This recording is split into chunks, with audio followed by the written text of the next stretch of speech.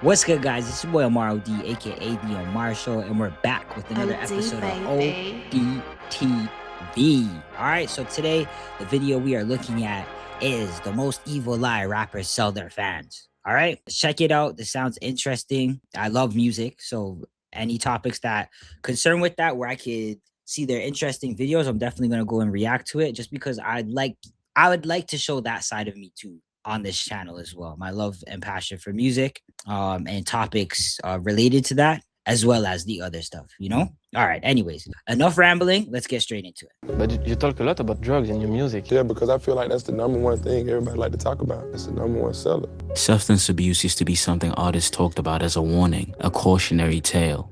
Honestly, I don't like that. Right off top, I don't like the fact of entertainers appeasing their audiences, if you get what I mean. I feel like as an entertainer, especially when you have that type of pull and all that stuff, I know your fan base wants to hear a certain emotion, but that doesn't mean you always have to go to that and always have to play towards that. When you feel like everybody wants you to talk about drugs, so you're going to talk about drugs knowing that it's not good, like why? You know? Mind you, I'm saying this as a huge fan of Future.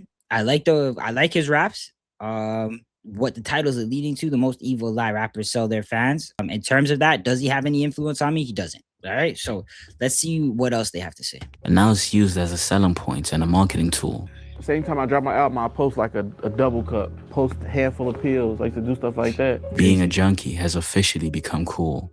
Now, You want one? no, Oh, you want to do? no, I don't. I remember, I forget who said it, but I remember somebody prominent within the music industry is like, when did becoming a junkie become the thing? Like, what part of the game was that? Back in the day, especially in the golden era, they looked at junkies like as something bad, you know, not something to aspire to be, but as something to avoid, you know. And now it's all about that. And just hip hop in general, I've found, and I'm not saying this as a means of gender inclusive, I'm saying in terms of what we choose to put up with and what we choose to embrace. Hip hop has become a lot more inclusive, and some things can be excluded, in my opinion. This type of stuff and embracing this type of culture, I don't think it's the greatest. It is in the culture now. Do I like some of the music that's talking about it?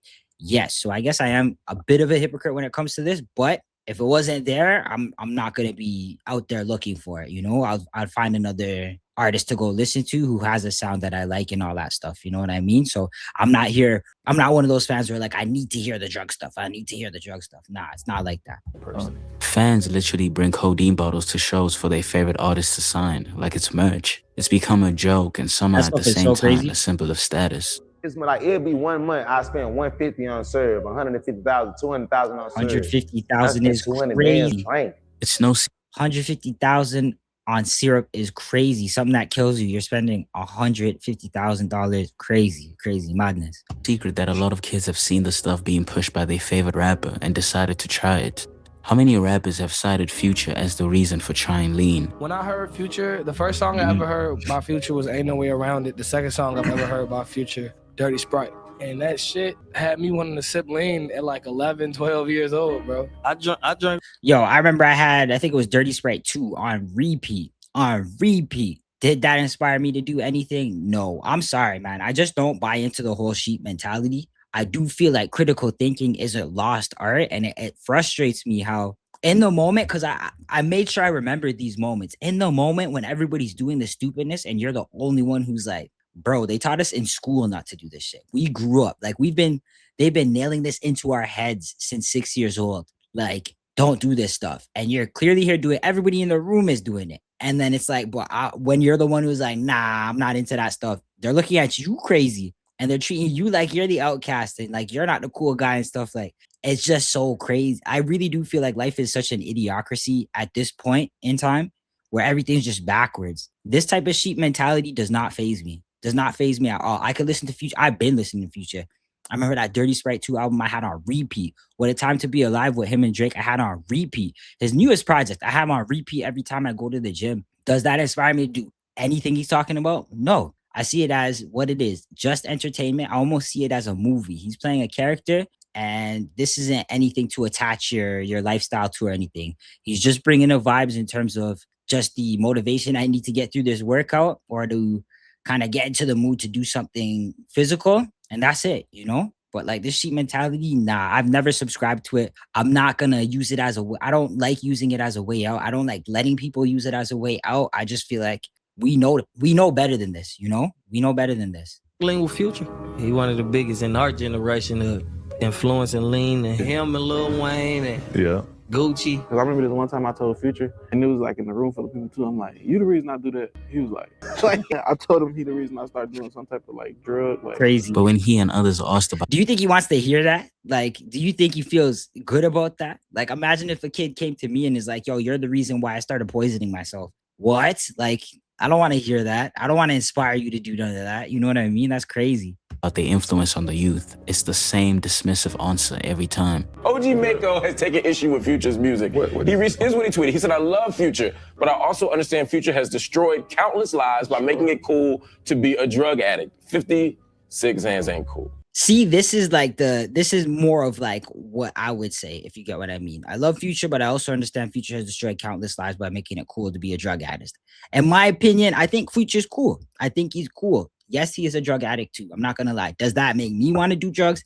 Absolutely not. I know better. I have not a bone in me, nothing in me wants to touch the drugs he's talking about at all. You know what I mean? So come on, man. Like, I don't get it. 56 Xans, like, bro, pills, once you get to pills, once you get to cough syrup, those type of things, what are you doing? What do you do? Of course, that stuff is going to damage you. Like, of course. But let me know if Future has inspired you to do anything like bad, or if rap in general has inspired you to do anything bad. I feel like we know better. They've drilled this type of stuff into us since elementary school, since daycare. So like, I just don't get when I'm faced with it, it's like, it doesn't faze me. Like the FOMO shit does not faze me. Yeah, what do you say to that? The drug culture's been promoted through the music, and that's not good for the young people. He need to rap about whatever he rap about. He need to get out and start rapping church Bible verses, and then he won't have an opinion on hip hop. If you knew that the music did make somebody do drugs, would you still make music? OG Mako, he gonna have to respond. He gonna have to see me about that too, though. When I see him, he gotta tell me to my face. Artists have Nah, I don't think that's nothing. Like, in my opinion, like, there wouldn't be a world where I'd be like, Future's music is illegal. I'd just be like, yo, you guys know better. In school, we got to teach more about individualism and those type of things. Because why is this swaying you? So what? Like, if like this is a steep rabbit hole we go down to. Okay, we outlaw this type of music. All right, so now with the movies when they show drug scenes and all that, and they do these cartel inspired movies and all that stuff, like, we got to outlaw those too, because that could motivate somebody to start doing that stuff, become a gangster, do all that. No, we got to teach the person consuming it, like, look, this does not define you. What you're watching does not define you. This is entertainment only. This shouldn't inspire you at all. It baffles me how this stuff sways people to start doing stuff like that. Just because you see your favorite artist doing it does not mean you have to do it. If Drake's one of my favorite artists. If Drake paints his nails, do you think I'd ever paint my nails? Absolutely not. Have I ever thought that was cool? I don't in the slightest, but do I still think Drake's an amazing musician? And when he drops, does basically time stop? Yes. Like, I'll run to whatever he's dropping and go listen to it. But when the painted nails, even the braids and all that stuff, like, I'm bald, by the way. So, but even if I could, I still wouldn't. I'd have the fresh cut. You know, that's for him. I could respect the fact that, this stuff is for him in the moment. If it's what he's doing, it doesn't have to be what I need to be doing. But I can still appreciate him for everything he is, without becoming that. I don't know. Let me know your thoughts in the comment section, guys. Remember to like, subscribe, comment. Let's continue with this. been doing drugs since the beginning of time, but they weren't flaunting it for all of us to see. Somewhere along the way, things changed to the point where it's now a core part of how a lot of artists build their entire image and persona. And I'm talking about rappers specifically. Take Lil Wayne, for example. He became so synonymous with lean that he was gifted a bedazzled double cup live on television. This is an addictive opioid that has taken the lives of many, and somehow it was celebrated on a show whose audience is mainly young people. And that was back in the early 2010s. Yo, I'm telling you, Wayne is another I was obsessed with Wayne at one point, listening to all his mixtapes, all his albums. Was I ever inspired to do what he's doing? Absolutely not. Was I ever inspired to start looking the way he's looking? Not really, to be honest with you. Obviously, on these musicians, when they're wearing something and it's a piece I like, yeah, I might go search for it or search for a lookalike because I can't remotely afford what they can afford. But not yet. Not yet. All right, coolio, dope. Like, subscribe, comment, so I can someday. But like, in terms of the lean cup and all that stuff, I was too young to understand that, yes, but I was still listening to his music religiously. I remember he has this famous mixtape called I Can't Feel My Face with him and Joel Santana. used to have that on repeat while I walked to high school. Crazy. You know what I mean? I guess I'm aging myself here, but like I never remotely thought to be doing what they're describing in there. I just used it as, at the time I was obsessed with basketball. So I just used it on my walk to the gym in terms to hoop to pump me up, and that's it. So I don't know, man. I think it says a lot more about the listener than it does about the rapper in this case, in my opinion. Let me know if you agree or disagree. So things have only gotten worse since then. A$AP Rocky dropped Purple Swag in 2011, and the whole of A$AP at that time was heavily on syrup. Rocky would even brag about them being the first in Harlem doing lean in interviews. Drugs have always played a part in the A$AP. Like, come on now. Yeah. Purple Swag. We was talking about lean. We was talking about weed. That same year, Even that early A$AP Rocky, I was obsessed with A$AP Mob. That whole Beast Coast movement, I was obsessed with it. Where it was Pro Era, it was A$AP Mob, it was Underachievers, it was Flatbush Zombies. All of them were talking about drugs all throughout their music, yo. Did I even like feel the slightest type of pressure to try what they're trying? No, I didn't. So not to say I don't do anything. Like, yes, I do casually smoke some from time to time. Don't get me wrong, smoke some green from time to time. But that was off of my own freedom. You know what I mean? I never felt pressure to do that, you know? So, but in those times I wasn't smoking at all. I wasn't doing any of that stuff when I was listening to Beast Coast. And did that push me to do it? No, it did not. Like, I remember Herb Shuttles was a song all about that type of stuff and all that. It didn't push me to do that. Like, I don't know, man. What happened to individualism? What happened to thinking for yourself, being your own person, and being able to guide your own future instead of blaming it on everybody else? You got addicted to that stuff because you're easily impressionable, my guy. That's on you. You need to have the mental fortitude for this stuff, to see it, enjoy it for what it is, and walk away being like, okay, that was some great art. You know, that's how I thought about it. That's how I still think about it. Yeah, in 2011, Future dropped Tony Montana and Dirty Sprite, which is really when he first blew up into the mainstream. I remember being so high on this because I was in like my mouth I couldn't even open. Around that same time, we also had artists like Mac Miller, Travis Scott, Chief Keef, and The Weeknd, whose music had substance abuse as a central All of theme. this. When you make a crowd crazy with slow beats, that's the tempo, man. It's the drugs, man. They went on to become some of the biggest, most visible artists of the 2010s. So really from there, it was only a matter of time before this spread and became the norm. By 2018, rappers were fully leaning into what I'd call the junkie aesthetic. Lil Pump was making songs about proudly being an addict. In the video, he has Charlie Sheen, a well-known addict, walking through a rehab facility, handing out pills. Around the same period, there was this whole wave of artists whose entire gimmick, their whole identity, was built around drugs. You had Lil Xan, Lil Peep, Lil Skies, Pump, Smoke Purp, and a bunch of others from that same era. I stopped doing drugs, but I just realized I'm sipping drink again. Ash, get it! Going through drugs over. Hey, look, before this video gets too long, I think we're going to stop it here. You could check the rest of this video out. Amazing video. I'm probably going to check out the rest of it. I just don't want to make this too long for you guys. But the video itself is called The Most Evil Lie Rappers Sell Their Fans.